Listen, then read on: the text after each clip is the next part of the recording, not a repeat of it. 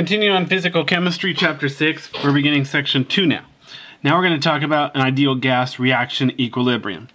So the chemical potential of substance I is equal to the chemical potential of substance I in the standard state at whatever temperature, plus the gas constant R times the absolute temperature times the natural log of the partial pressure of substance I divided by P0, which is the reference temperature, standard state. So we're going to sum up all the nu I, remember that's the stoichiometric coefficient of substance I, times the chemical potential of substance I, that's equal to 0. And that's assuming that all the reactants and products are ideal gases. So we have the sum of nu I, mu I, is equal to the sum of nu I, substituting in mu I naught, which means standard state of the chemical potential in the standard state of substance I, depending on for that temperature, plus R times temperature times the natural log of the partial pressure in equilibrium divided by P0. And that's going to be equal to 0. So now we're going to have the sum of nu I mu I. It's going to be equal to the sum of nu I mu I naught T plus RT times the sum. So we pulled the RT out of the sum here. Nu I times the natural log of the partial pressure of I in equilibrium divided by P0 equal to 0. Now, for pure components, the chemical potential of substance I in the standard state at that temperature is equal to the molar Gibbs free energy in the standard state. Remember, the superscript 0 looks like a degree sign. That means standard state. So that means the change in the Gibbs free energy in the standard state at that temperature is equal to the sum of the stoichiometric coefficient for substance I times the chemical potential of substance I in the standard state, which at that temperature. So the change in the Gibbs free energy at that temperature in the standard state plus RT times the sum of nu I times the natural log the partial pressure of substance I at equilibrium divided by P0 is equal to 0. So now what we're going to do, we're going to subtract to move this over to the right side. So we've got the change in the Gibbs free energy in the standard state at that temperature is equal to minus RT times the sum of nu I times the natural log of the partial pressure of substance I at equilibrium divided by P0. Now what we're going to do is we're going to pull this nu into the natural log, so it becomes the exponent. So we have the change in the Gibbs free energy at that temperature in the standard state is equal to minus RT times the sum natural log of the partial pressure at equilibrium divided by P0 to the nu I power. So now, since we have this weird exponent in the sum, what we're actually going to do is rewrite this in a product notation. So just like an epsilon means summing, a capital pi means product. This is supposed to be a capital pi. I didn't draw it very well. So the change in the Gibbs free energy at that temperature in the standard state is going to be equal to minus the gas constant R times temperature times the natural log of this whole product quantity, the product of the partial pressure of substance I at equilibrium divided by P0 to the nu I power. So remember, we did this using this. If we have the natural log of A1 plus the natural log of A2 plus the natural log of A3 all the way to natural log of AN, then that is the same as writing the natural log of the product from 1 to n of AI. So that'd be like the natural log of A1 times A2 times A3 all the way to times AN. That's what we did up here.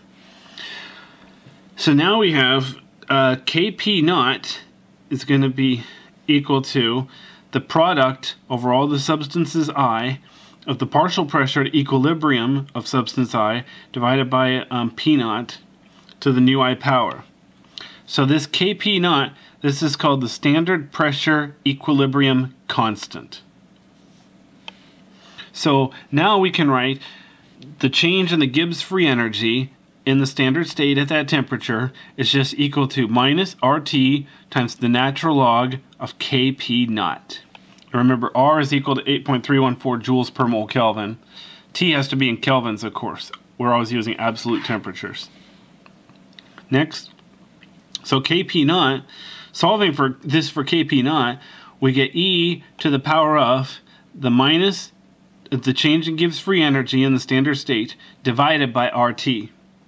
Now let's see how this works for an actual reaction. So we're going to take nitrogen and hydrogen to get ammonia. Notice the equilibrium arrows. We've got reactions going both ways, and this is all in the gaseous phase.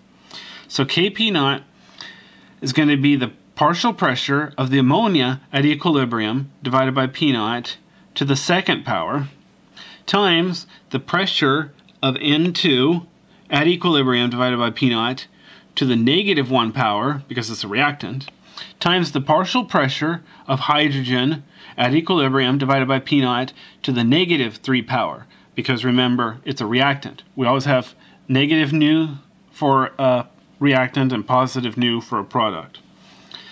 So written another way then, without negative exponents, to do it as a fraction, we can say, okay, Kp naught is equal to the partial pressure of NH3 at equilibrium divided by P naught squared all over the partial pressure of nitrogen at equilibrium divided by P naught, just that's the first power given obviously, times the partial pressure of hydrogen at equilibrium divided by P naught to the third power. So this way we have the products on top and the reactants on the bottom. Now, the powers, or the exponents, those come from the stoichiometric coefficients. I think I explained that. Now, Kp naught is dimensionless. It has no units. Kp is a pressure to equilibrium constant. Now, Kp is the same except it's not divided by P naught. So it's going to end up having units, which means it's obviously not as useful as Kp naught. Now, Kp would be like this for the same equation. We have the pressure, or the partial pressure, of the ammonia squared divided by the partial pressure of the nitrogen divided by the partial pressure of the hydrogen to the third power. So the units for Kp for this specific reaction, we're going to have atmosphere squared, atmospheres cubed, so it's going to be 1 over atmosphere squared, or atmospheres to the negative 2 power, for that specific reaction anyway. So Kp naught is a function of temperature. So we can't take the natural log of a dimension though. So in general, if we have A going to A and B going to B, remember A is the substance, capital is the substance, lowercase is the stoichiometric coefficient, and then going to C and D, so the reactants, products, our Kp naught is going to be the partial pressure of substance C over P naught to the lowercase c power times the partial pressure of product D divided by P naught to the lowercase d power over the partial pressure of substance A divided by P naught to the lowercase a power times the partial pressure of B divided by P naught to the lowercase b power, at least for gaseous reactions. Now, Kc naught is like a similar idea, but instead of pressure, it's based on concentration. So we call it the concentration equilibrium constant. And likewise, there's also a Kx, which uses mole fractions. So we call that the mole fraction equilibrium constant. Now let's talk about the concentration equilibrium constant, Kc naught. So the concentration, in this case lowercase c is concentration, not the speed of light or anything like that. So the concentration of substance I is defined as, remember, a 3-line equal sign means always equal to, or defined as, the number of moles of substance I divided by the volume. So Ci is called the molar concentration of substance I. And we're going to define C naught, remember there's that 3-line equal sign again, C naught is defined as 1 mole per liter. That's the standard state. So the partial pressure of substance I is the number of moles of substance I times R times temperature divided by volume. But remember we said concentration is N over V.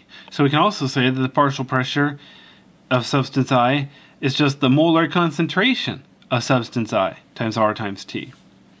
So here's another reaction. We're going from A and B. This time we're going to F and D, just to make things fun, I guess. Anyway, so we have Kp naught for that reaction. Kp naught would be the concentration of substance F times RT divided by P naught to the lowercase f power times the concentration of substance D, because it's another product, times R times T divided by P naught to the D power, divided by the concentration, the molar concentration of substance A times R times T divided by P naught to the lowercase a power, times the molar concentration of substance B times RT divided by P naught to the lowercase b power. So put another way, let's see here. What did we do here? Kp naught is going to be equal to the concentration of F. Oh, I see, we pulled out all the RTs and stuff. Oh, that's funny. There was supposed to be a C naught. It looks like we pulled out the C naught and we left it in there.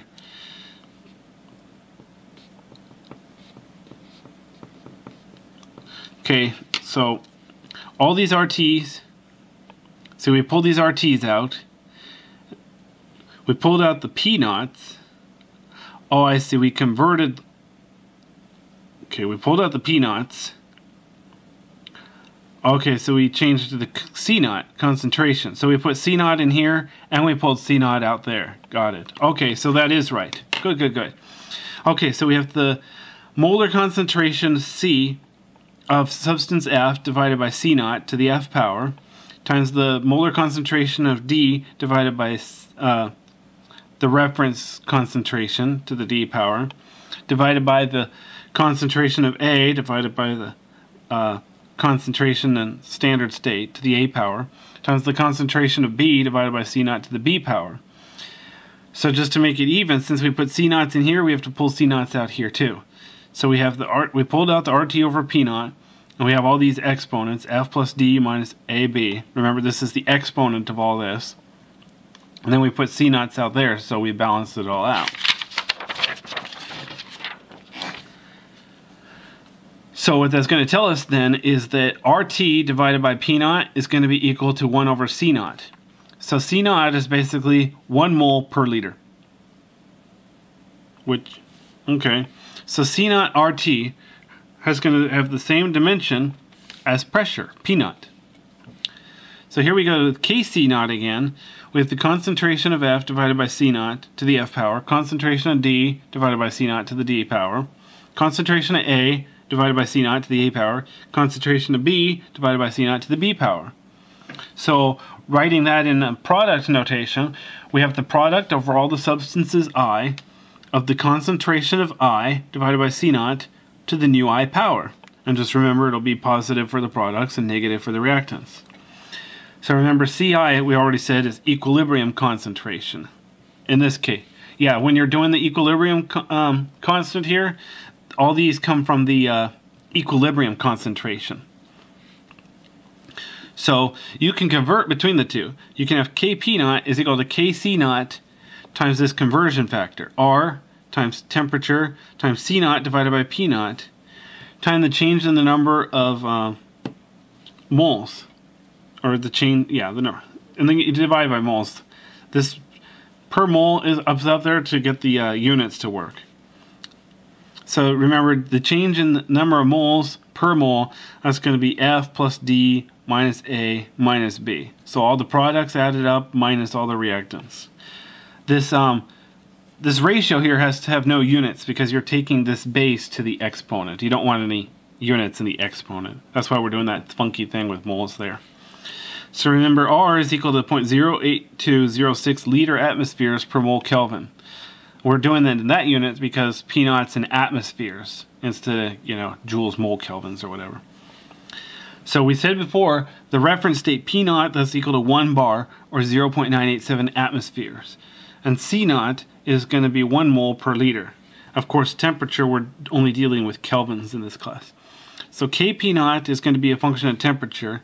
Kc naught is also dependent on temperature. Here's another reaction. So we have 2 hydrogen iodine gas in equilibrium with hydrogen and iodine gas. So the change in the number of moles per mole is going to be equal to 0. 2 equals 1 plus 1. So, and remember, this change in the N, it only applies to gaseous components when you're doing stuff like that. Now let's talk about Kp naught, or the mole fraction equilibrium constant Kx. Now Kp naught is more important than Kc or naught or Kx, but you might find Kx easier to understand because it's, just a fraction. So remember, x is the mole fraction of your substance in the solution or system, whatever. So Kx is the product over all the substance I of the mole fraction of the substance I in equilibrium to the nu I power. So Kp naught is going to be equal to Kx times P over P naught times the delta N over mole. This would be the pressure of the substance. Oh, no, this is total pressure. Okay, so P is total pressure, Pi is the mole fraction of I times the total pressure. So if the change in the number of moles per mole is equal to 0, then Kp naught is equal to Kx, and both are dimensionless. Now Kc is dependent on temperature. Now remember, without the naught, we're not talking about standard state anymore, right? So Kx is also a function of temperature and pressure. So it's not as useful as the other ones that are just dependent on temperature. The change in the Gibbs free energy at the standard state is equal to minus RT natural log Kp naught. Now remember, K's, all these different K's, they're equilibrium constant, thermodynamic equilibrium constant. So if we just call it K, that means Kp naught. That's sort of the standard. So if the change in the number of moles of gas per mole is equal to 0, then Kx is actually equal to Kp naught. Now let's do a qualitative discussion of chemical equilibrium real quick. So we have Kp naught, it's anywhere between greater than or equal to 0 but less than infinity for any reaction. Now Kp naught is much greater than 1. Oh no, there's different cases. If Kp naught is much greater than 1, Kp naught is very large, then that means the products are favored and the reaction basically goes to completion. Now case 2, what if Kp naught is much less than 1? Well then I'd say Kp naught is very small. That means the reactants are favored. So the reaction doesn't complete. We just stay reactants. Now if Kp naught is roughly equal to 1, the third case, then Kp naught has a moderate value. This is actually the typical case, which means at equilibrium you're going to have both reactants and products. Now, or in the case of a gas, you would say there would be substantial pressure of both the reactants and the products, which means if you really want your products, or you're going to have to find a way to purify the products. Now the change in the Gibbs free energy is equal to minus RT times the natural log of Kp naught. So solving for Kp naught, we have Kp naught is equal to 1 over e to the power of the change in Gibbs free energy in the standard state divided by RT. So there's three cases here too. If the change in the Gibbs free energy in the standard state is much greater than 0, then we'll have Kp naught is very small, and that means the reactants are favored.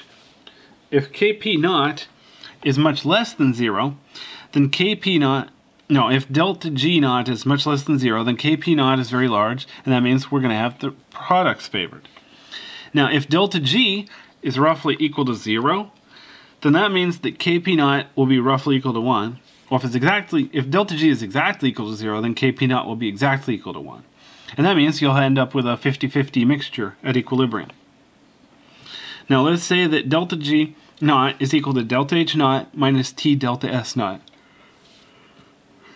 Excuse me. Let's say that temperature is constant. 1, at very low temperature, delta H is the dominant factor here, because T is going to be roughly 0. So that means that delta G naught is roughly equal to delta H naught. So as temperature approaches 0, the change in entropy also approaches 0. We showed that with the third law of thermodynamics a while ago. On the other hand, at very high temperature, this T delta S term becomes the dominant factor, which means then the delta G naught will be roughly equal to minus T delta S naught. That tells us, and then in that case, delta G will be much less than 0. Now, temperature is an important factor that we can manipulate to shift equilibrium. For example, let's say we have nitrogen gas, diatomic, in equilibrium with nitrogen gas, just pure nitrogen atoms.